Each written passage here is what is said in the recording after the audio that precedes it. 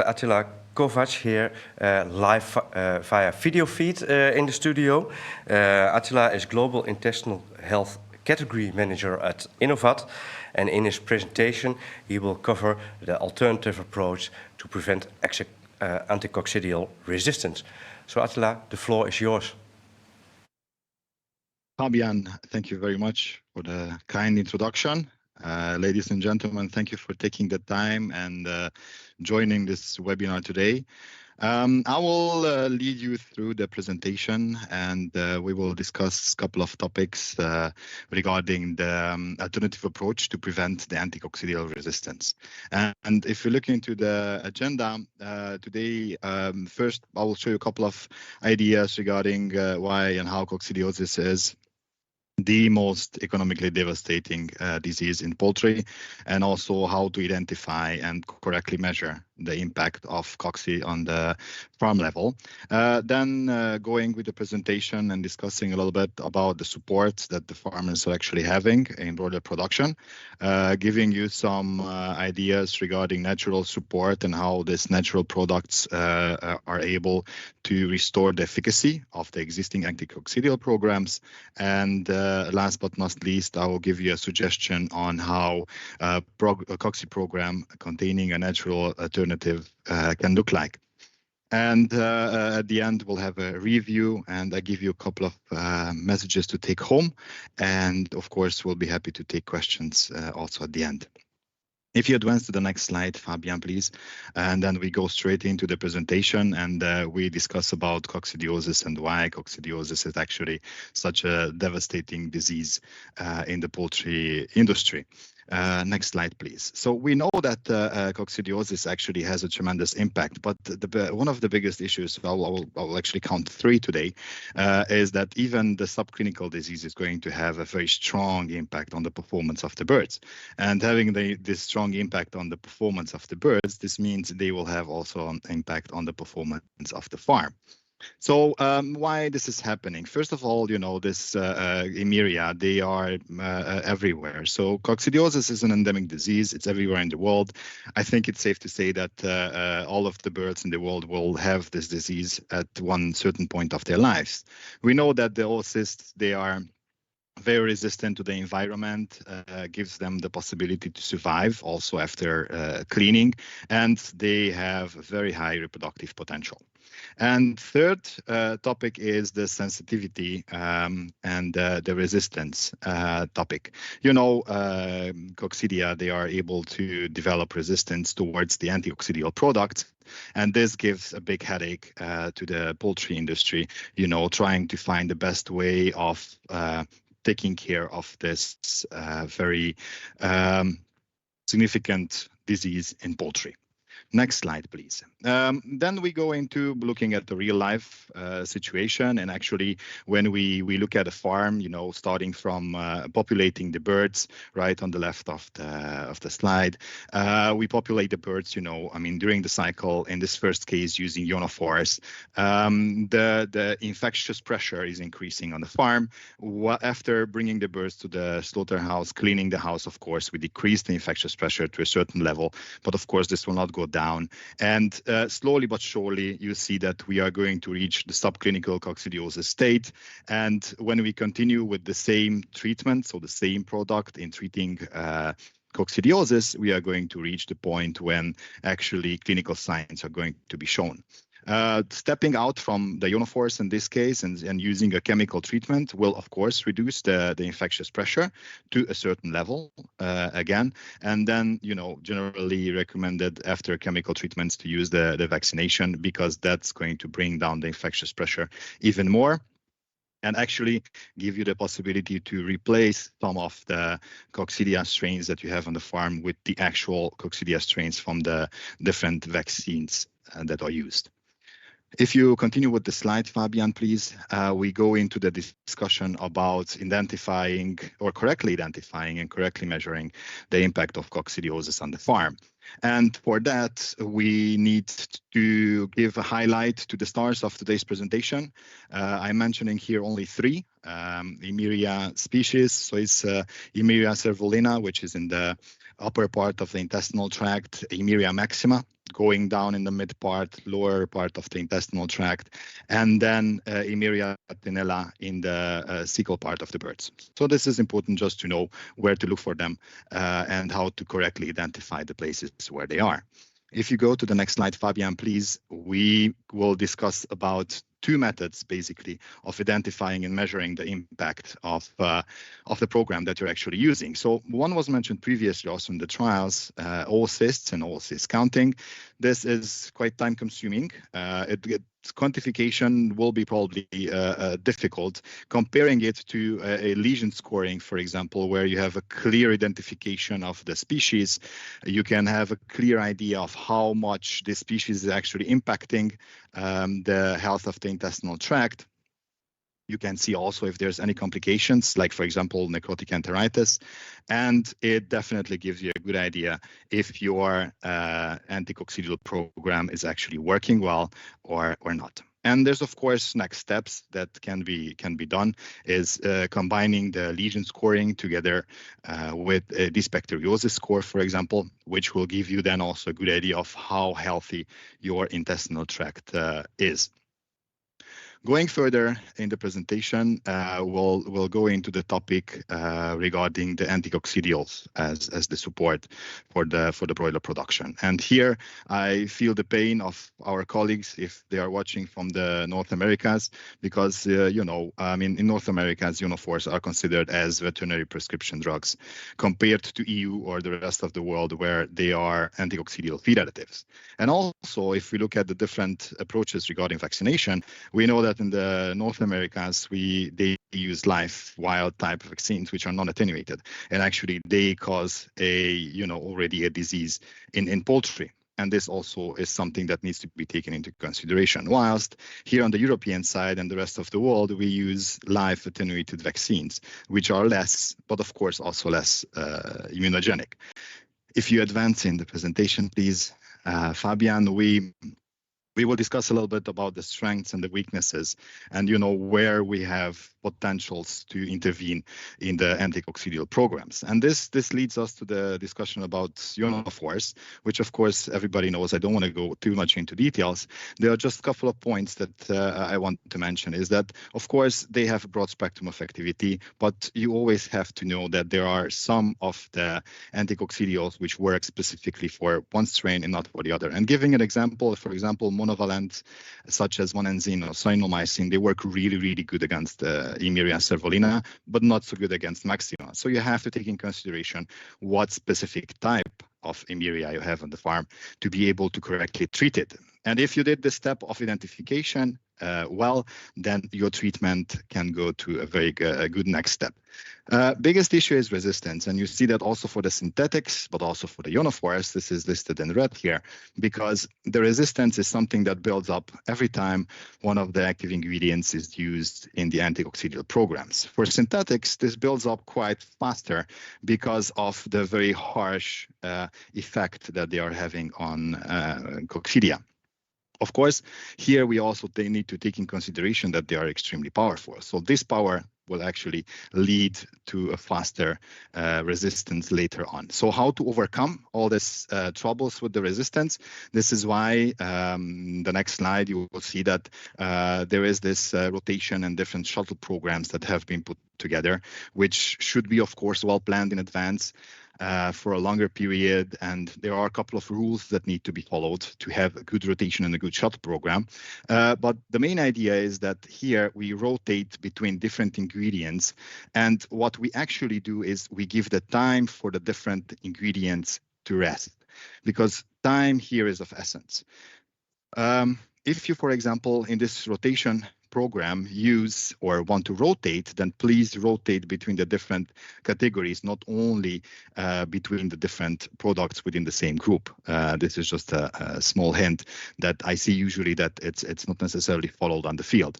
And if we advance with the slides, Fabian, we know that these ingredients have been on the market for the last 50 years. No new actual products or active ingredients have been shown for the anticoccidial treatments. So this leads us to the conclusion that we definitely need an alternative. And usually for alternatives, we look into the nature. because nature has its own way of, protecting itself from different stress factors, from different factors in the environment. And if you advance to the next slide, please, Fabian, here I show you just an example of how a natural alternative product can fit into this anticoccidial program. What you see here is that we actually embedded this. Here you have Aflacox and Aflacox Plus, which are the natural alternatives from the Innovad side. And you see that we actually have induced them into this circle, into the rotation program.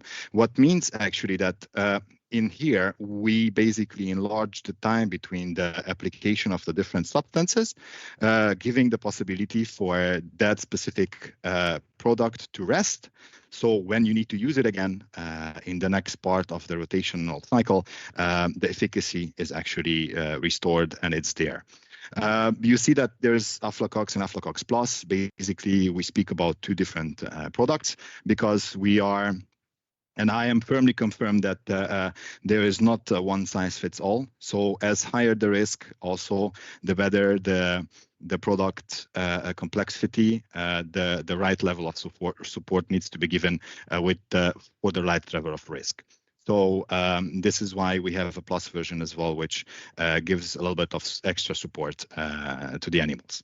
If we go further, basically, I will show you a trial that has been done in commercial conditions, commercial setups. This is a trial that has been done in a commercial farm, so we did not actually change anything for the farm. If we advance to the next slide, we'll see that for the setup, we basically had two groups, and the groups where one of was control with narasin nicarbazine from day 0 to day 21, and day 22 to day 35, we used salinomycin. For the trial group, we used narasin nicarbazine like the previous one from 0 to 21, but we gave salinomycin a rest and included Aflacox into the feed from day 22 to day 35. And if you look into the results in the performance of the animals, so the trial was lasting 35 days, looking into the body weight of the animals. And as I said, this is a commercial farm. There's no actual difference between the performance. So body weight, FCR, or feed intake within the two groups. And actually, when you look closer, you will see that the farm was actually performing very well because the results of the performance, they are outperforming actually the genetic expectations that Ross is giving out in their standards. So you see that the body weight is actually higher. FCR is better by a couple of points, even with the control in the control group. And there was, of course, no statistical difference between control and trial group. Same we can say also for the feed intake. So we can conclude that the birds have been doing actually very well. And to look into the actual measurement, if you advance to the next slide, please, we will be able to see how the coccidia lesion score actually evolved. And we see that in coccidial lesion scoring at day 21 or day 28, there's no significant difference between control or the trial group, meaning that Aflacox was doing quite a nice result, giving salinomycin the rest that it was deserving. And when I was mentioning previously to take it to a next step, to take it a step further, here we can also look at the dysbacteriosis score, which is then also a complementary tool for bacterial enteritis, for example.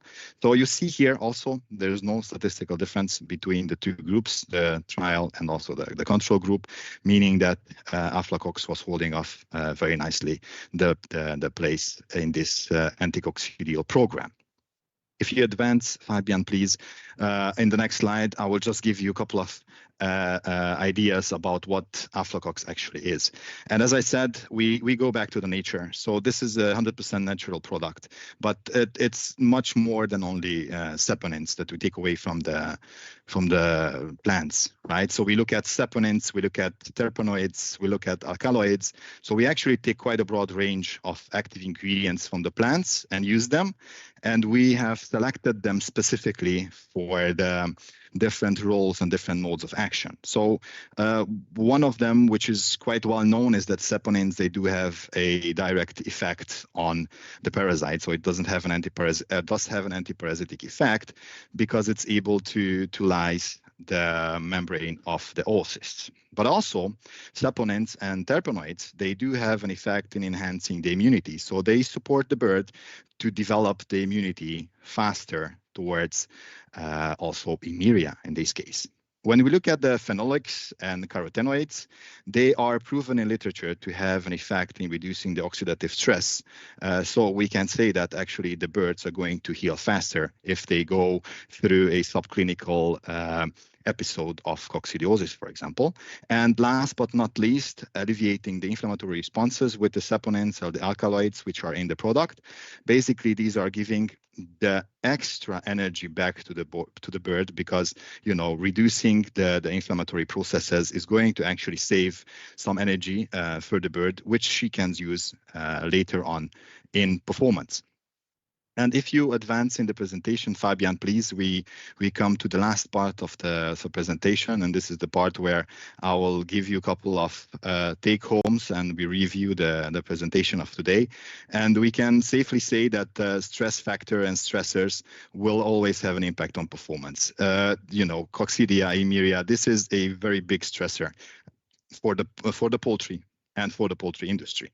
The intestinal tract where the whole scene is happening is actually very sensitive and should be well balanced. So you know, going through even a subclinical coccidiosis is going to bring this balance out of state, and this is going to cause significant losses to the poultry production facilities. If you know the right sign, so if you're able to clearly identify what you are facing with, you can clearly treat, and you can clearly come in and say what is the best action to take. And this includes using the anticoccidial programs that you have today, implement the natural anticoccidials that you have in option, and this gives you then the flexibility and the possibility to apply the best there is.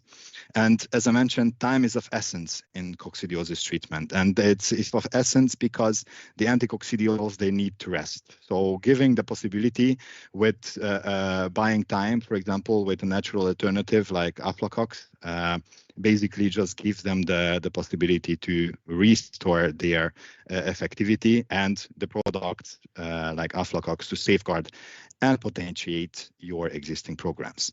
And with that, I'm very happy to take any questions and want to thank you very much for the attention. Fabian? Well, thank you, Attila, for this really clear presentation. There are not that many questions, but I have a couple. You mentioned Aflacox and Aflacox Plus, and you already explained a little bit. What is the real difference between the two of them? Fabian, thank you very much for the question.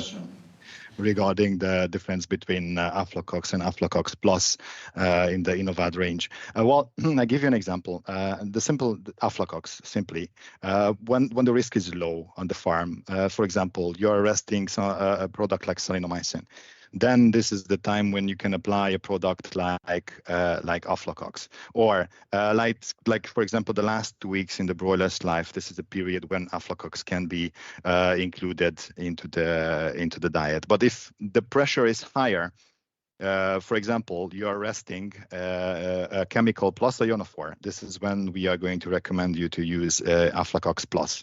Or when the birds are still young, excuse me, where the birds are still young and the gastrointestinal tract is still underdeveloped and they need support, this is when we are going to recommend you Aflacox Plus. So basically, and summarizing, we want to give the best product for the best for the existing problem at the end of the day. So if the problem is higher, the risk is higher, also you will need a more complex product to be applied and to potentiate then this whole anticoccidial program. Makes perfect sense in my mind, at least. Of course, your presentation revolved around anticoccidial resistance. Do you see a great increase in the resistance problem at this moment? Well, I see this through the eyes of the customers and the people that we are talking to. And this is reported back, and this is something which is occurring more and more and more. And also in the first presentation, we heard about antibiotic resistance as well. Well, if you look into the world, I mean, for the antibiotic resistance, there's a significant amount of money that is invested, to get natural products, for example, to alleviate this antibiotic resistance. But if you look into the anticoccidial resistance, well, here actually the money comes from the different companies that are actually investing significant amount of money to come up with natural alternatives, natural solutions, natural replacements, which are supporting the poultry industry in fighting this ever increasing coccidiosis resistance. So we have to take more advantage of the natural products than the existing chemical products in this case, if I understand correctly. One thing I want to address as a last question here, you mentioned in your presentation the way or the rules to correctly measure the impact of coccidiosis control programs. Could you explain that a little bit more? Thank you for the question. Actually, it's well targeted and well pointed out. When we speak about the anticoccidial programs, there are a couple of rules that need to be followed. I mean, there are quite a lot of them. I will basically take you through four at this point. First one and foremost is when you create the anticoccidial program, create it for an extended period, for a long period, at least 2 years.